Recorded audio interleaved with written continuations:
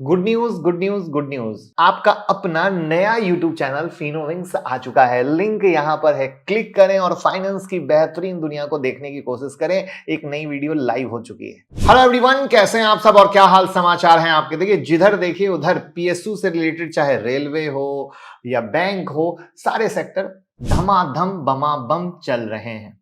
लेकिन जो एक सेक्टर नहीं चल रहा है वो है प्राइवेट बैंक। मजे की चीज है, बहुत सारे प्राइवेट बैंक फेयर वैल्यूएशन पे भी खड़े हैं। लेकिन अब सवाल यह है कि फेयर वैल्यूएशन पर हैं तो क्या सच में लेना चाहिए। दूसरा, एक ऐसा हिस्टोरिकल डेटा बताता है कि उस पैरामीटर पर जब भी प्राइवेट बैंक आया है, बम्पर रिटर्न दिया है। और मजे की बात क्या है, उसी पैरामीटर पर खड़ा है। तो क्या हिस्ट्री रिपीट होगी? और इतने सारे जो बैंक है प्राइवेट के, उसमें से किसको सेलेक्ट किया जाए, तो उसका क्या फंडामेंटल एनालिसिस का तरीका है आपके सामने लाइव करूंगा। तो वो हिस्टोरिकल डेटा भी बताऊंगा, वो फंडामेंटल एनालिसिस का तरीका भी बताऊंगा, जिसमें से बहुत सारे प्राइवेट बैंक में से आप खुद से छांट सकते हैं। ये सिखाने की कोशिश करूंगा जिससे आप खुद के बॉस बन सके।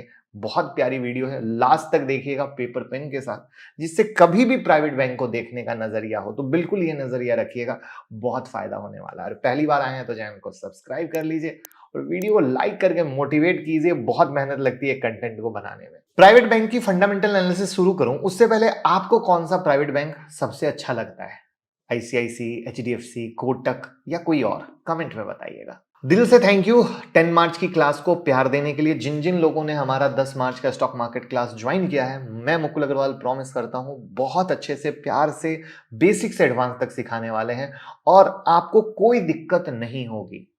जिनको कोई भी डाउट हो क्लास के रिगार्डिंग या कोई भी सवाल करना हो तो 9708094321 पे कॉल कर सकते हैं, क्योंकि हमारी क्लास हिंदी में होती है। मोबाइल से भी ले सकते हो, जहां पर आप intraday, swing, cash, future option सब कुछ बिंदास कर सकते हो।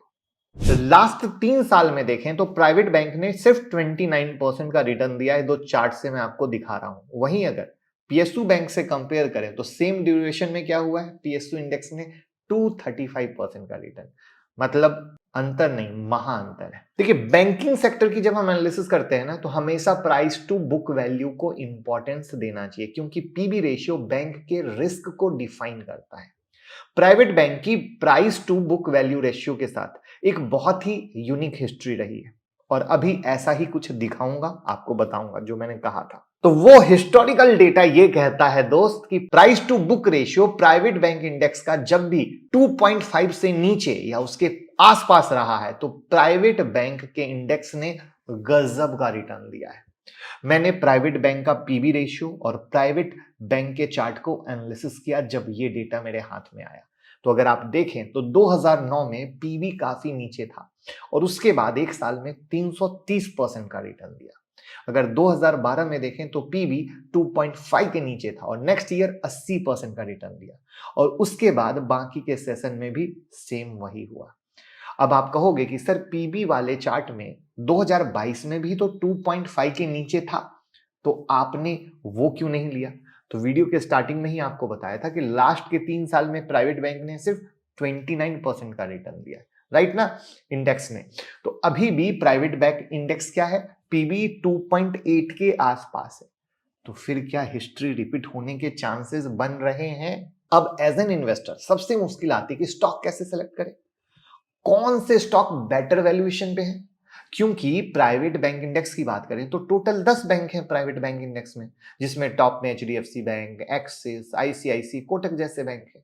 तो अब ये सिलेक्शन भी सिखाने की जिम्मेदारी हमारी है। प्राइवेट बैंक के बिजनेस को एनालाइज करने के लिए कुछ इंपॉर्टेंट रेशियो होते हैं, जिसमें से टॉप 6 रेशियो को मैंने पकड़ा है।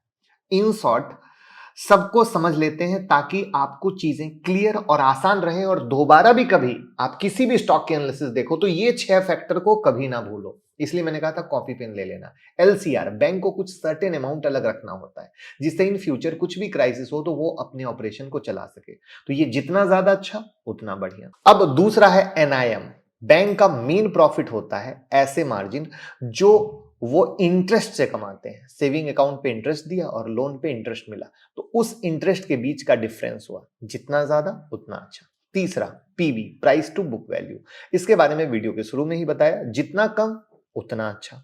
चौथा है CASA, current account saving account ratio, मतलब करंट अकाउंट और सेविंग अकाउंट किस परसेंटेज में है बैंक के पास। तो अगर सेविंग अकाउंट कम होगा तो बैंक को कम इंटरेस्ट देना होगा, क्योंकि करंट अकाउंट पे बैंक कोई इंटरेस्ट नहीं देती है। तो इससे प्रॉफिट बढ़ेगा कंपनी का, मतलब जितना ज्यादा उतना बेहतर। उसके बाद पांचवा है NNPA, net non performing asset, मतलब ऐसे एसेट जिनसे बैंक कोई प्रॉफिट नहीं बना रही है, ये जितना कम उतना अच्छा। छठा है CAR, capital adequacy ratio, bank के कैपिटल एसेट को रिलेट करके फाइनेंशियल स्ट्रेंथ को दिखाता है, मतलब जितना ज्यादा उतना मजबूत बैंक का फाइनेंशियल स्टेटमेंट। अब इन सारे रेशियो को मैंने एनालाइज करने का कोशिश किया बैंक के आधार पर, और आपके लिए टॉप 5 प्राइवेट बैंक जो एज पर वैल्यूएशन स्ट्रांग है उनको निकाला है। तो वीडियो को अभी तक लाइक ना किया हो तो भैया लाइक कर दीजिएगा, के लिए बहुत मेहनत करते हैं। अब देखिए आपके सामने एक एक्सेल सीट है स्क्रीन पर, और वही 6 रेशियो है, ठीक है। अब उस 6 रेशियो में ऑलरेडी मैंने ऊपर में बता दिया था क्या ज्यादा होना चाहिए क्या कम होना चाहिए। तो उसके आधार पर मैंने क्या किया, पहले LCR को पकड़ा। तो मैंने ये देखने की कोशिश की कि LCR के बेस पर कौन टॉप 3 बैंक आ रहे हैं। तो जब LCR के बेस पर हम टॉप 3 बैंक पकड़ रहे हैं तो सिटी यूनियन बैंक, बंधन बैंक और RBL बैंक आया। फिर मैंने NIM को पकड़ा, और NIM के बेस पर कौन टॉप 3 बैंक आ रहे हैं, तो बंधन बैंक, IDFC फर्स्ट बैंक और RBL बैंक आया। फिर मैं CR पे गया। मैं तो हर एक की अलग अलग एनालिसिस कर रहा हूं, क्यों वो ध्यान से समझिएगा, बताऊंगा।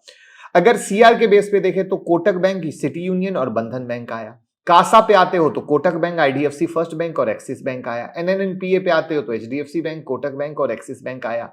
और PB पे आते हो तो RBL bank, city union bank और फेडरल बैंक आया। यानी हर पैरामीटर पर 3 बैंक बेस्ट, टॉप 3 जैसे कहा जाता है ना, वैसे मैंने पकड़ा। यानी आपने क्या गौर किया, आपने ये गौर किया एक जैसी कहानी कहीं नहीं है। तो अब इसमें मैंने क्या किया, जो बैंक सबसे ज्यादा रिपीट हुए हैं उन्हीं को तो हम मानेंगे कि उनकी पावर अच्छी है, यही तो कॉमन सा तरीका है। तो हमने उनको पकड़ा। तो उन 3 में सबसे ज्यादा जब हम देखते हैं कि रिपीट हुए हैं, उनमें है कोटक बैंक सबसे ज्यादा रिपीट होने वाला, बंधन बैंक सबसे ज्यादा रिपीट होने वाला, सिटी यूनियन बैंक और RBL बैंक ये हुआ सबसे ज्यादा रिपीट होने वाला। तो अब आप कहोगे मैंने तो टॉप 5 बोला था, ये तो 4 पे ही आके अटक गया। तो ये 4 स्टॉक 3 कॉलम में आए हैं, राइट, जो सबसे ज्यादा है। अब 2 स्टॉक वो हैं जो 2 कॉलम में सिर्फ आए हैं, और उनमें से वो है IDFC फर्स्ट बैंक और एक्सिस बैंक। लेकिन अगर नॉन परफॉर्मिंग एसेट के कॉलम को देखें तो बंधन बैंक और सिटी यूनियन बैंक के NNPA ज्यादा है, और ये कहीं ना कहीं एक निगेटिव पॉइंट है, क्योंकि NNPA को इग्नोर नहीं किया जा सकता है। और सिटी यूनियन बैंक का बाकी सारे बैंक से इंटरेस्ट मार्जिन भी कम है HDFC को छोड़ के, तो वो आउट हो गया। तो इसीलिए इन वैल्यूएशन के आधार पर अगर हम 5 को पकड़ते हैं तो कोटक बैंक, बंधन bank, RBL bank, IDFC first bank और एक्सिस बैंक आए हैं। ध्यान रखें कोई बाय सेल की एडवाइस नहीं है, जो फंडामेंटल एनालिसिस में पढ़ाई की जाती है, जिसके आधार पर पैरामीटर पर चीजों को देखा जाता है, उनके आधार पर ये 5 बैंक आए हैं। अब इसमें से हम एक इंटरेस्टिंग सी चीज कर सकते हैं, वो क्या है, हम चलते हैं और देखते हैं कि भैया वैल्यूएशन में P रेशियो क्या कहता है बैंक का। तो अगर आप पाओगे तो इंडस्ट्री P है 12.6 और स्टॉक P है 19.9 और PG रेशियो है 1.03, यानी PG रेशियो के आधार पर ठीक ठाक है और P के आधार पर थोड़ा सा महंगा है, ठीक है। उसके बाद हम आते हैं बंधन बैंक पे। इसको समरी बताऊंगा, ये देखना क्यों जरूरी है। अगर बंधन बैंक की तरफ आते हैं तो इंडस्ट्री P 12.6 है, स्टॉक P 10.5 है और PG रेशियो 1.02, यानी PG रेशियो के आधार पे ठीक ठाक है और P के आधार पर डेफिनेटली सस्ता है। इसके बाद हम आते हैं RBL बैंक पे, जो हमने 5 सेलेक्ट किया, हम उसी के बारे में बात कर रहे हैं और उसी के वैल्यूएशन को देखने की कोशिश कर रहे हैं। Again industry P 12.6, stock P 14.2 और PG रेशियो 2.09। PG पर महंगा है और P पर ठीक ठाक है। इसके बाद IDFC first bank. IDFC first bank पे आते हो तो इंडस्ट्री P 12.6, स्टॉक P 18.9 और PG रेशियो 0.82, यानी PG रेशियो पर सस्ता है और P पर थोड़ा सा महंगा है। यहां पर एक सबसे यूनिक चीज बताऊंगा लास्ट में, जब इसकी सारी एनालिसिस कर देता हूं, जो नोट जरूर नोटबुक में कर लीजिएगा। अगर एक्सिस बैंक के बारे में बात करें तो इंडस्ट्री P 12.6 और स्टॉक P 13.3, यानी ठीक ठाक है और PG रेशियो 0.14 है। यहां पर अगर पीजी रेशियो के आधार पे देखते हैं तो डेफिनेटली एक्सिस बैंक और आईडीएफसी फर्स्ट बैंक तो काफी सस्ता है।